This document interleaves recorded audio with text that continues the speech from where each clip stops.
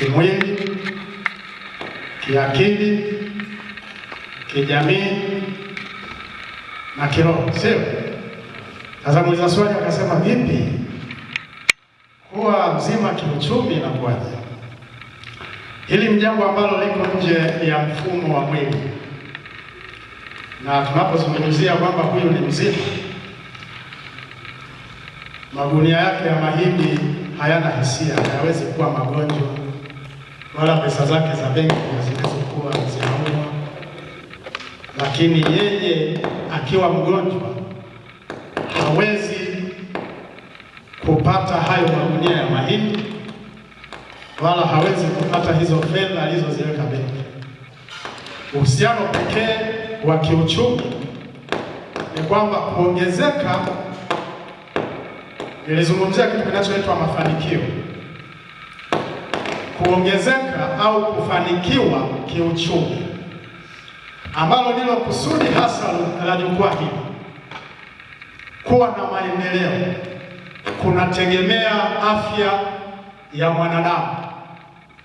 Huwezi kuzalisha uchumi, huwezi kuzalisha mali, huwezi kujenga majumba ikiwa wewe ni mgonjwa, kwa sababu ikiwa unaumwa katika mwili utalazwa hospitali, ukiumwa akili utalazwa hospitali. Hata usipolazwa hospitali huwezi kujua mbinu za uzalishaji. Kwa hiyo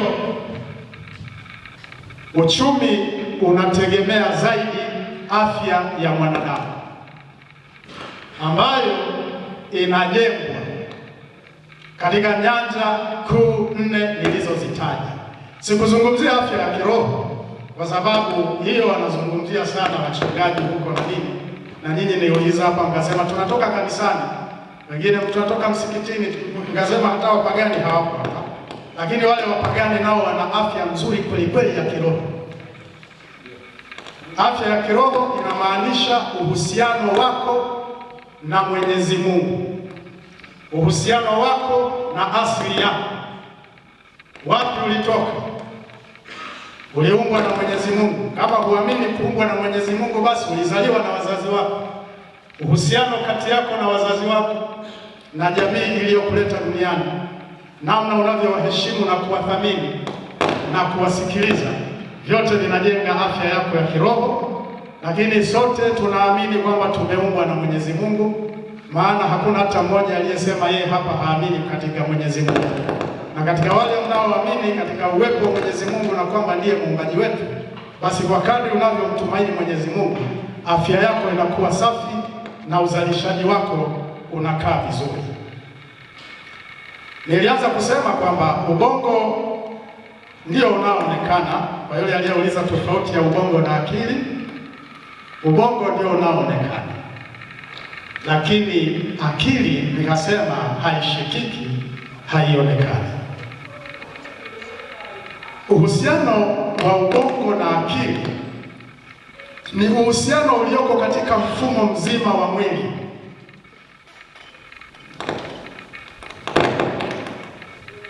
Mwili unapokea taarifa kupitia katika milango ya fahamu tuliyo nayo. Hebu nitajie milango ya fahamu unayoifahamu. Milango ya fahamu. Ndio. Ndio. Mdomo. Mwingine? Asante. Hiyo milango ya fahamu mliyoitaja ndiyo inayoingiza taarifa katika ubongo. Ubongo ni tishu, ni lile linyama jeupe unaloliona lile. Hilo limetengenezwa kwa kutumia mafuta, na ndani ya hayo mafuta ambayo mara nyingi yanafanana kama maziwa hivi, kama kirimu hivi, brown kwa mbali, kuna mishipa zaidi ya bilioni 1 inayokuletea taarifa. Hiyo inapokea kutoka kwa kile unachokiona, kile unachokisikia, kile unachokihisi na kadhalika, kama mlivyosema, unachokigusa Na ndio maana nimesema hatimaye tunabadilishwa kufanana na vile tunavyofanya. Tuko pamoja? Kwa kadri unavyoruhusu milango hiyo ya fahamu kuingiza taarifa, iwe chafu au safi, ndivyo ubongo wako unavyolindwa. Na ubongo wako unavyolindwa, ubongo unapokea taarifa sahihi, inatafsiriwa katika vitendo, inatafsiriwa katika hisia na kadhalika. Ni kasayansi kakubwa kidogo, lakini ngoja nikuonyeshe kwa mbali. Hiyo mishipa tunayoita nerve cells inapitisha taarifa kwa muundo wa umeme, kama vile umeme unavyosafiri kwenye waya. Kwa hiyo wewe unapoungua, kwa mfano unakanyaga moto hapa, unajuaje umeungua? Kuna hiyo mishipa inayosafirisha taarifa kutoka katika kile kiungo chenye shida. Taarifa inakimbia mpaka inafika kwenye ubongo wako, ambao ndio kiini cha tafsiri ya maamuzi. Huo ubongo utauambia mguu wako, nyanyua mguu, hiyo ni hatari, unanyanyua mguu haraka. Kile kitendo cha kunyanyua mguu, hiyo ni behavior, hiyo ni tendo. Sawa? Lakini kule kuungua ukasikia maumivu, hizo ni hisia. Ile akili iliyokuambia nyanyua mguu ndio ile tuliyosema fikra. Unaona, mambo hayo yote yanafanya kazi kwa ushirikiano mkubwa bila kutengana. Na kile kisichoonekana ambacho ni akili hakionekani, hakishikiki, kinajengwa katika mfumo mzima wa mwili wa mwanadamu.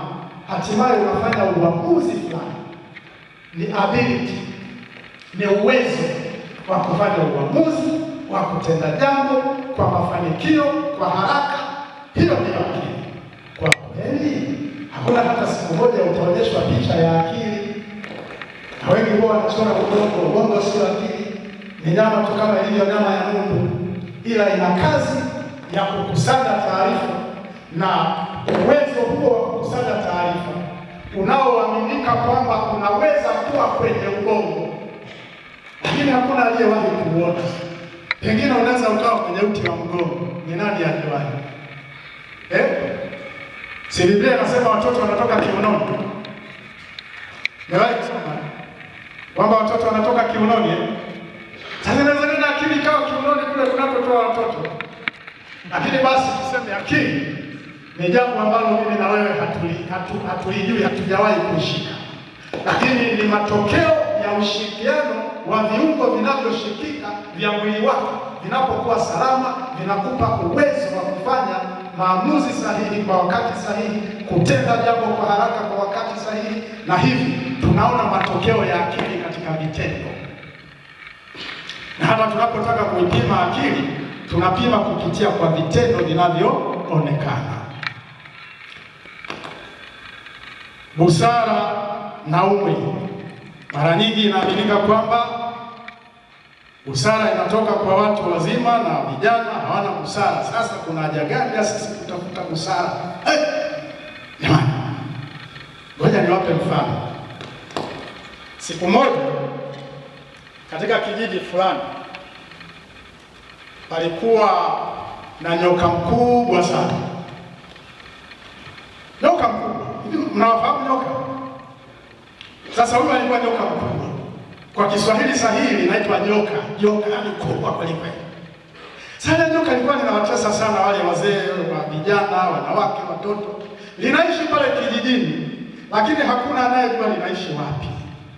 Lakini kila wakati linameza mbuzi, kila wakati linauma watu, linaua, kila wakati wanafanya hivi. Baadaye mkutano wa kijiji ukakaa.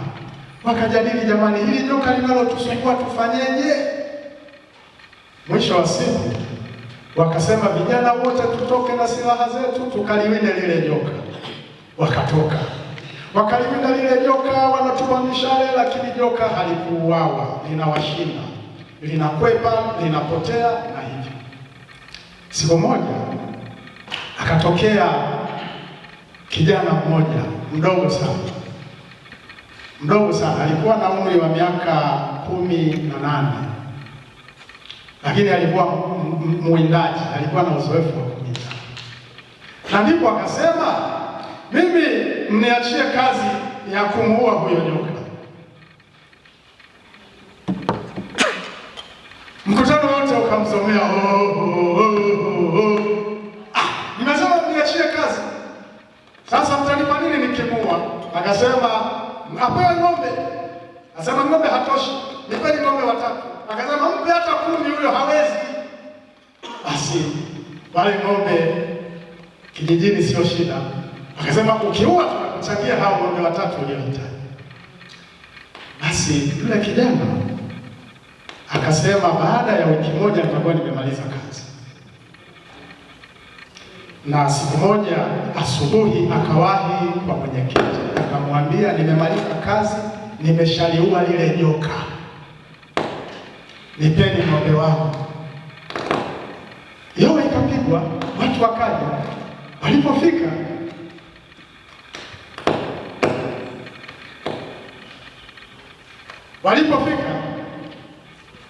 wakakuta kweli joka limekufa. Mnanielewa? Wakakuta joka limefanyaje? Limekufa. Lilikuwa limepasuliwa kuanzia mdomoni mpaka mkiani kwa mbele, limeanguka pale, limekufa. Yule kijana akapewa ng'ombe wake 3. Lakini katika kile kijiji pana wazee, pana wanawake, pana watoto na yule kijana. Ni nani mwenye busara kati yao? Ni nani mwenye busara? Sikiliza, akili si lazima iwe busara, na busara si lazima iwe akili. Inahitaji kipindi kingine kufundisha tofauti kati ya busara na akili. Lakini kwa kifupi, busara ni uwezo wa kufanya maamuzi sahihi kwa wakati sahihi, uwezo wa kuepuka madhara baada ya kupima matokeo ya kile kinachofanywa. Uamuzi unaweza kuwa sahihi, lakini ukawa na madhara hasi kwa jamii.